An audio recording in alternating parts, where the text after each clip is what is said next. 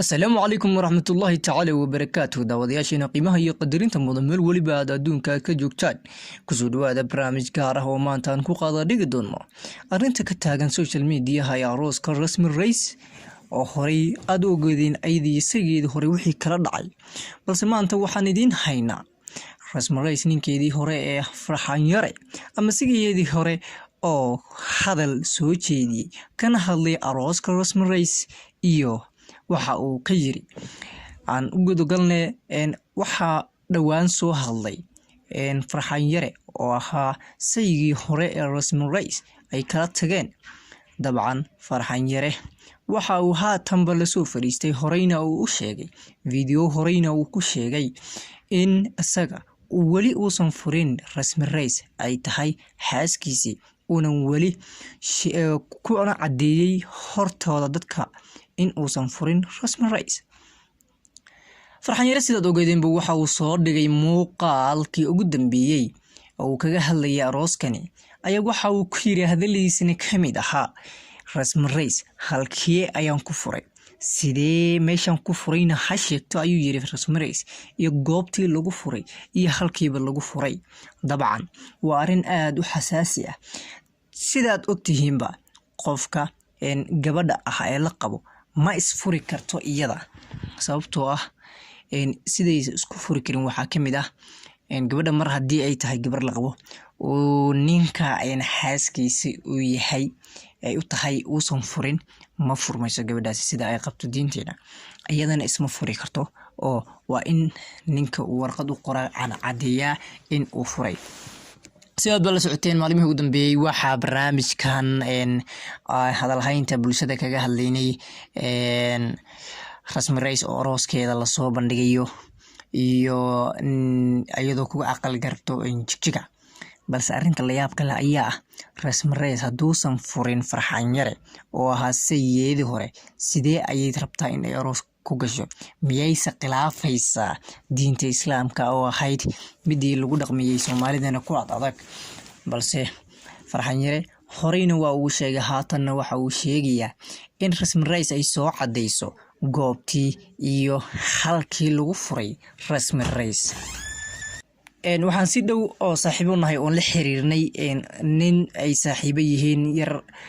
farxan yare ay saaxiibo dhow ay yihiin isagoo iga waramaya xogtan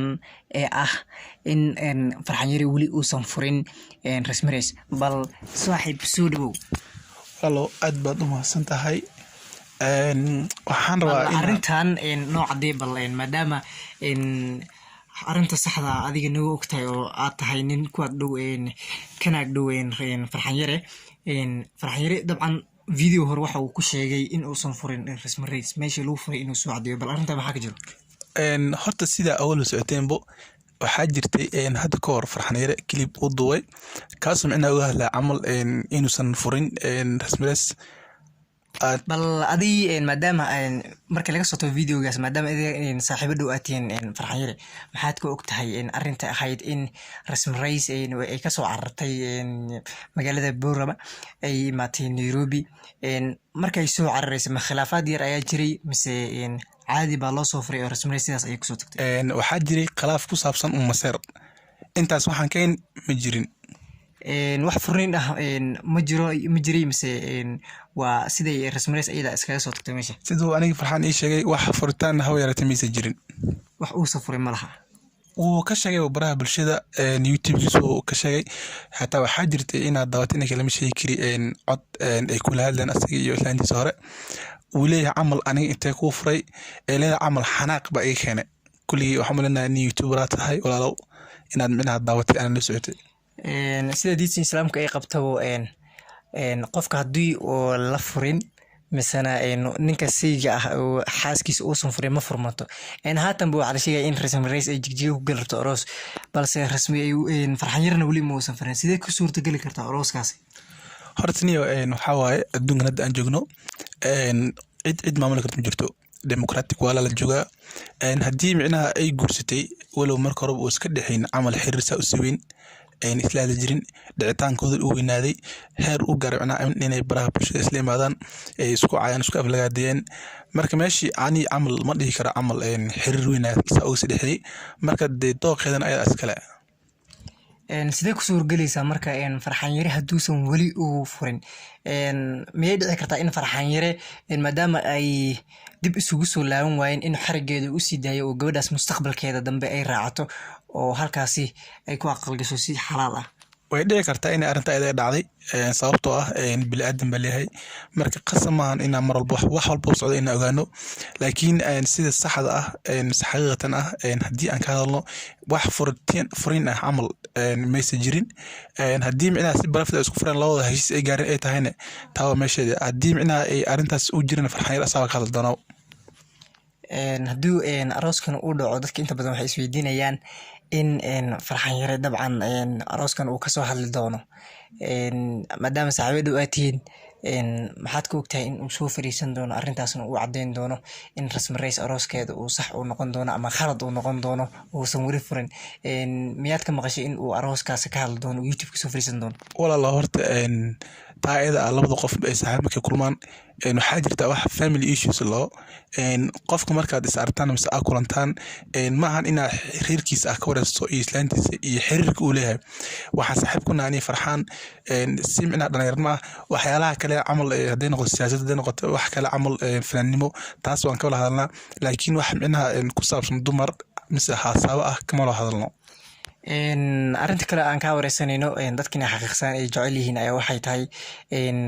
waa hore waxaa baraha bulshada dhex wareegaya in Farxaan Yare gabar kale uu guursaday arrintaas bal maxaa ka jira way jirtay arrinta ayada in baraha bulshada dhex waday laakiin wax ka jira maysa lahayn waa kii micnaha lahay waxay Farxaan Yare isjecel yihiin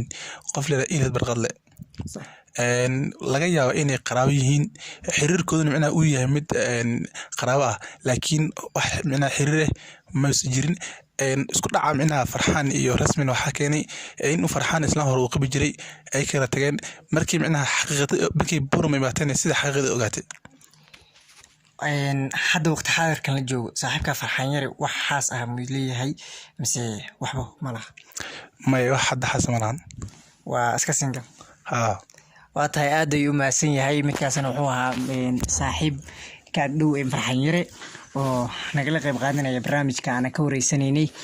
barnaamijkan inta uu wararka xaqiiqada saxda ah idiin soo gudbin doono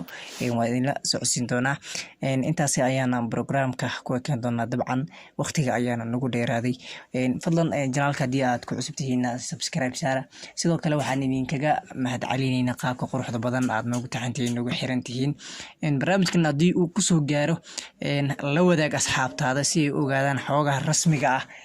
laga soo sii daayo janaalkan ama dabcan dad ku xiranna si ay u bataan sida adigu u rabtid si inaad ogaatid wararka xaqiiqada ah intaas ayaan kusoo gabagabeynaya waxaan idin leenahay wassalaamu calaykum waraxmatullaahi wabarakaatuh